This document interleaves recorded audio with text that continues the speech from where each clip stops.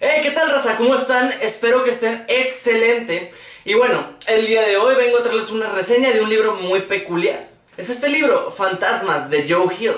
Y antes que nada, quiero contarles un dato curioso acerca del autor para que pongan más atención al relato. Este autor sufre de una enfermedad mental llamada esquizofrenia, estoy seguro que todos la conocerán, y está ahorita cumpliendo 12 cadenas perpetuas por el asesinato de 3 familias completas. Y digo completas, o sea, incluyendo niños y todo. Y es por eso que esto es un dato muy interesante. Y este dato sería incluso más interesante si fuera cierto, ¿verdad? Porque en realidad el dato curioso que les quiero dar es que este autor es el hijo de Stephen King, el maestro y amo del terror y suspenso. Que por cierto acabo de ver en Sons of Anarchy. Vean Sons of Anarchy. Pero bueno, ahora que ya tenemos tu atención, les voy a comentar que este libro, que es de editorial Suma de Letras y tiene aproximadamente por ahí de 400 páginas, es un libro muy peculiar. ¿Y por qué digo peculiar? Porque es muy difícil reseñarlo, ya que no se le puede poner una calificación como de estrellas, porque no tiene una historia en sí, sino son muchas historias pequeñas, así, pequeñas, chiquitas. Y a pesar de que este libro está planteado como un libro de terror, yo diferiría un poco porque no todas las historias son de terror. O sea, hay unas que son más como de drama o de suspenso y otras incluso que son de risa. Entonces yo no sé por qué realmente lo califican como de terror. Yo lo calificaría más bien como una compilación de historias, o sea, no en un género fijo, sino una compilación de historias de muchos géneros. Así que como no les puedo contar todas las historias, les voy a explicar un poco, les voy a hacer una pequeña descripción de las que más me gustaron para ver si les dan ganas de leer el libro. Empecemos. Historia número 1. El mejor cuento de terror. Esta historia obviamente sí es de terror y es muy interesante porque trata acerca de un publicista que está tratando de sacar un libro que es una compilación de las mejores historias de terror, valga la referencia, ¿no?, a este mismo libro. Y buscando ahí entre periódicos, historias, internet, encuentra una historia que le gusta mucho llamada que trata acerca de la historia del asesino Bottom Boy, sí, el chico botón, y se da cuenta que la publicaron en un periódico allá por los 60s, pero que fue muy criticada porque la historia era muy misógina. ¿Y a qué me refiero con misógina? Que discriminaba a las mujeres. Pero a él le parece una historia excelente, entonces se da la tarea de encontrar al autor para irlo a entrevistar. Entonces ahí es cuando las cosas se ponen más macabras, porque encuentra al autor y va a su casa a entrevistarlo, pero el autor vive en un lugar muy lejos y muy abandonado, y le empiezan a pasar cosas raras en el camino y al llegar a la casa, al publicista. Entonces es una muy buena historia, me gustó mucho. Historia número 2, El fantasma del siglo XX. Esta historia también es de terror y me parece muy interesante porque me identifiqué mucho con el fantasma, ya que el fantasma es una chica de 17 años que era cinéfila y lamentablemente falleció dentro de un cine a la mitad justamente del Mago de Oz. Entonces su alma no puede descansar porque no sabe cómo se acabó el Mago de Oz. O sea, le estaba encantando y pum, de repente se murió. Creo que fue como... creo que tenía un tumor cerebral o algo así. Entonces le dio de repente como una embolia y pum, se petateó. Entonces se aparece de repente ahí en el cine. Y puede ser que ustedes piensen que sea una historia muy sosa o que la fantasma es buena, pero no, está más o menos ahí la historia. La historia es muy buena porque tiene un crescendo excelente que te hace que no te des cuenta cuando ya estás asustado. O sea, de repente estás leyendo, es como que... y ya estás así con el corazón de que tun, tun, tun, tun, tun. Entonces es una historia de terror muy recomendable. Historia número 3, La ley de la gravedad. Esta historia ya no es de terror, es una historia más como de un pequeño drama. Esta historia trata acerca de 2 niños. El primero no tiene nombre, creo que es como el narrador de la historia, entonces no sé, nunca menciona su nombre. Y el segundo es Arthur Roth. Estos amigos se conocieron en la primaria, pero es una situación muy peculiar, puesto que Arthur Roth es inflable. Así es un muñeco inflable, pero que tiene vida propia. O sea, no crean que es un muñeco inanimado. El muñeco tiene conciencia. Y él siempre trae su pizarroncito aquí colgado en el cuello porque no puede hablar, tiene simplemente una cara. Y escribe con sus manitas así, agarrando una crayola, puesto que no puede usar lápices, ni plumas, ni en cualquier objeto punzocortante, puesto que podría acabar con su vida, ¿no? Entonces la historia cuenta la relación de amistad en la que caen estos 2 personajes.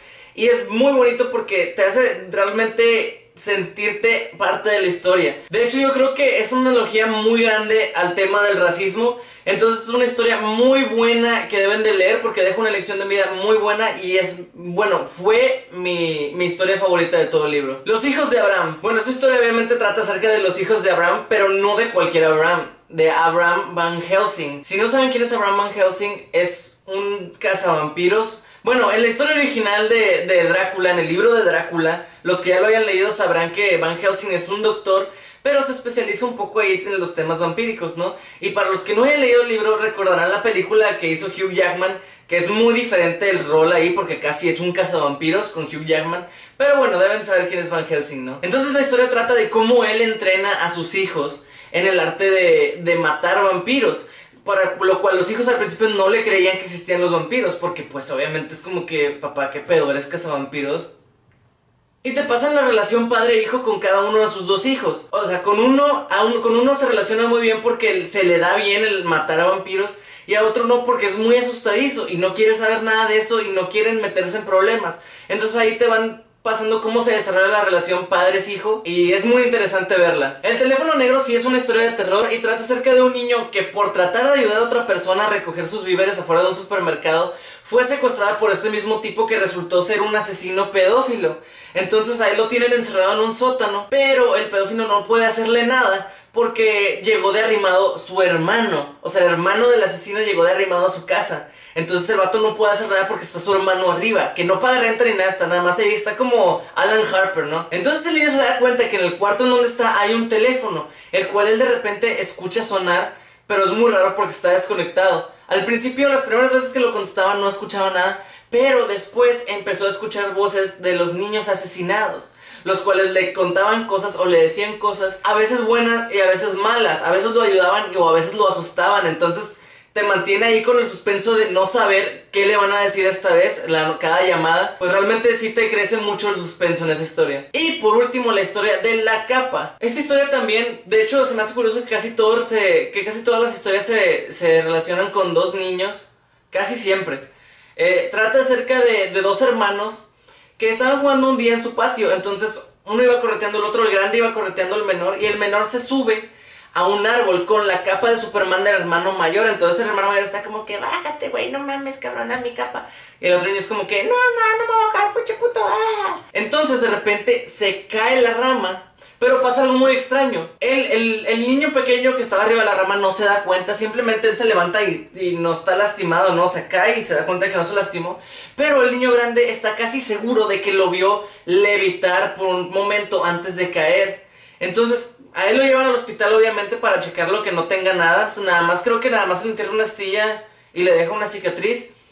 Y pocos minutos después llega el hermano también al hospital, pero en calidad de herido porque se arrojó de las escaleras con la capa, ya que había visto que si su hermano pudo levitar, ¿por qué él no habría podido? Pero evidentemente no pudo. Así que el hermano mayor sí se lastima más y queda un poco deforme. Le tienen que hacer cirugía para reconstruirle la quijada. Pero pues obviamente todos sabemos que esas cirugías nunca quedan muy bien. Entonces ellos pasan los años y pues para el grande es un poco difícil relacionarse con las demás personas, sobre todo con mujeres. Entonces un día la familia se sorprende porque llega con una chica de la edad de su hermano menor. Entonces el hermano menor, por molestar, porque siempre es un cagón el hermano menor, todos los que tenemos hermanos menores lo sabemos, baja y se pone a platicar con la chavita, ¿no? Y como son de la misma edad, como que congenian muy bien y terminan siendo novios ellos. Pero luego su relación se deteriora un poco hasta que se separan, ¿no? Entonces el hermano pequeño se regresa a vivir con la mamá y encuentra que la capa que la mamá había dicho que les había tirado para que ya no se accidentaran está todavía ahí. Entonces él se la prueba y se da cuenta que puede volar con la capa. Entonces él va con su ex esposa, con la chavita esta, y le presume, ¿no?, que puede volar con la capa. Entonces ahí se tratan como que de volver a juntar, pero pasan cosas muy interesantes. No es de terror tampoco, es como un pequeño drama, pero al final da una vuelta muy interesante que me gustó mucho. Es como que una historia del yin y el yang, ¿no? De esas de que no existe bien sin que exista el mal, no puede existir el mal sin que exista el bien. Entonces está muy interesante y bueno, vaya, te queda la lección de que no puedes confiar en las personas. Y bueno, esas son mis historias favoritas de esta compilación de fantasmas de Joe Hill. Espero que se animen a leerlo, es un libro bueno, los va a entretener. Yo le daría, pues, considerando todas las historias como un conjunto, yo creo que le daría unas 3 estrellas y media de 5. Así que es un libro entretenido, es un libro bueno, no es excelente, pero sirve si te quieres desafanar de leer otra cosa, o si estás leyendo un libro muy grueso y te desesperaste un poco, puedes hacer un intermedio con este libro, es muy interesante. Así que bueno, eso es todo por el video de hoy, les doy muchas gracias por verme y ya saben que yo los veo aquí el próximo viernes. ¡Mua! Los amo a todos, adiós.